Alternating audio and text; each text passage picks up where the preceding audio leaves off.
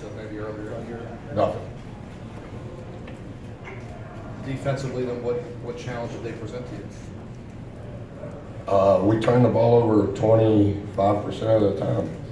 We shot 58% from the field and 46% from three, and that's slightly above what our cumulative averages were through 10 games. What wasn't was our turnover rate. But to follow up on, Tipped them. to follow up on that, you had said this week, you were worried about preventing live ball turnovers because they were going to lead to Kentucky points on the other end.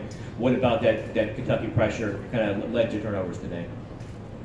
Well, 25% of the time we gave them the ball, and 60% of their points came off our turnovers or second chance shots. And so, not trying to be sarcastic, it's just really hard math to overcome, right?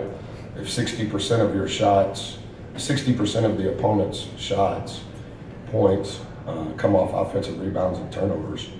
And then on the flip side, in essence, we shoot 60%. It's just bad math. And so you're constantly fighting uphill. But I thought that was the game. It is the game. But I also think that's why they're 8th in the country. You can study their numbers. There's 27% of their points entering today were off of turnovers, and 21% of their points entering today were on offensive putbacks.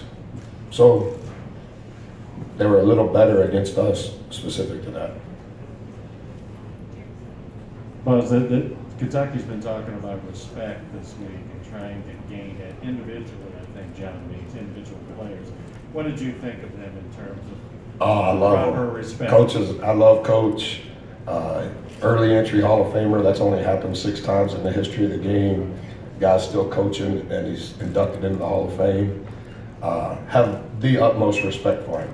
It's the best job in all of basketball at any level, and I don't think there will ever be another head coach do a better job at the best job than Cal. And I love their team. I think, as I told you on the conference call earlier this week, I think they get better with each passing game. And similar to what Five said, I think our game plan coming into the game, based on what they had done, was the right game plan specific to our roster. And they shot 50% from the field. They made more threes than they've ever made thus far this year. And then our turnover rate is too high. And so the culmination of that is a 7-point loss. Buzz, how much did Diallo's three-point shooting disrupt that game plan you had coming in? Well, I think he's a uber athlete and a very good player. But in general, that they made 11 threes. It was not one specific player that, we were not playing this game specific to personnel. We were playing this game specific to their team. And I think in some respects, it kept us out of rotation, because once you get into rotation with a team that's as long as they are and as potent as they are in the paint against a team of our ilk, you're gonna constantly be in a bind. I thought we did a good job of staying out of rotation, and but they made more threes than they've made all year, and that was the gamble. Buzz, you had to play the last, 4 minutes without KJ, and that's when they kind of pulled away. How much did that limit you, having him on the bench? Oh, it's just part of it. I thought we played great when we were small in the first half. I thought the officials were perfect. I thought each one of his calls were the right call. And, I mean, we didn't have another choice. But I thought Chris was very good in the first half. I thought he was very good for the game. But I think our team's comfortable playing small. Buzz, was it shocking that they made 11 of 22 threes? What's your name? My name's Kent. From? Louisville, Kentucky. How you doing? Did you go to the Louisville games when we played there? Yeah, I did. What's your last name? Spencer. I've seen your face before. I take that as a compliment. No, I don't remember faces of bad riders. It's got to be the hair. if somebody said that they were going to shoot 11 of 22 threes and outshoot you guys from there, would you have believed them? No. And I said to our radio guy in the locker room, if we played again tomorrow, I would still play the numbers. Because if it's a talent contest, they win every game. And so there has to be some level of scheme, if that's the right word, some level of strategy on this is their team and this is our team. And based on the numbers, we believe this is the right play. And so if we played again tomorrow, and I know we're not, but if we played again tomorrow, I would do the exact same thing. But a credit to them, what did they almost triple their 3-point makes? They were averaging 4 coming into the game, right?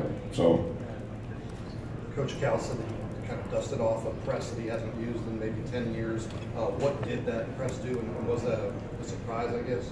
yeah, I think teams will play us a lot of zone. I know that's counterintuitive to think that a team that leads the country in field goal percentage that you would play zone. But I've been telling our team all year, I think teams will play us a lot of zone. And I think most of the time people think that that's a zone in the half court. I think anything against a zone, against a team that's fast, that passes more than they dribble, that shoots it at the rate that we do, you have to do something to gear it down. And so obviously that was part of their scheme to gear our pace down. It was still relatively slightly above average pace, but I think he wants that. Obviously we want that. We did have some unforced turnovers that we threw in the stands that were atypical, that led to transition baskets for them. But I think we're going to see that a lot. Buzz, on the conference call the other day, you referenced how Thanks for good, joining us for that. how good, thanks for having us, how good Daughter did a great job, didn't he? you mentioned how good Justin has become in ball screen situations. Yeah. He had 19 and 9 today, seemed exceptional on ball screens. What is making him so difficult to deal with there? I think he continues to progress too. I think the pace of play when he is in the game, and obviously that's most of the time, he has a very good, Billy Tubbs, when I was a kid, he was the coach at Oklahoma and I was a manager at OCU. And I would drive to Norman to watch them practice, and I know you know their players better than I do, but they were really, really good. And he would always say, Buzz, their glide speed is really important. And he was just talking about, hey, they just scored and here comes the ball. Five's glide is really, really good relative to the pace that we want to play at. And we spend a lot of time in pre-practice on the way we play, but a lot of how we play is based on where the tag is coming. And how we prepped for Kentucky is we knew they would utilize their length as they should on every ball screen. And I told them at halftime they were going to start switching because Five was doing such a good job taking advantage of it. And they did. And then we were beating that, and so they went back to a hard hedge. But he just does, his glide is perfect, and he's constantly reading the help. He's never reading his defender. He's kind of past that. And in a ball screen, because we rep it so much and he's played so much since he's been here, he's not reading their coverage. He's reading the help behind it. Because the help behind it is where the tag's gonna have to come. So I think we ran it maybe twice in a row, maybe we ran it 3 times in a row, empty side ball screen with KJ, and Five's reading the guy in the corner. And so as he comes off the screen, based on what that guy's doing, it's going to KJ and KJ's scoring, right?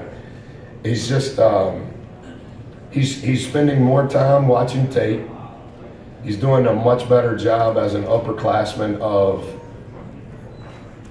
I need to help do what Buzz is asking, and saying it and doing it in his own way. The growth of he and Chris over the last 10 weeks has been really, really good. Final question to Mark. But just how different was that length and athleticism than what you had been seeing all year? And also, you said Sunday that, good or bad, I think this is going to be good for us.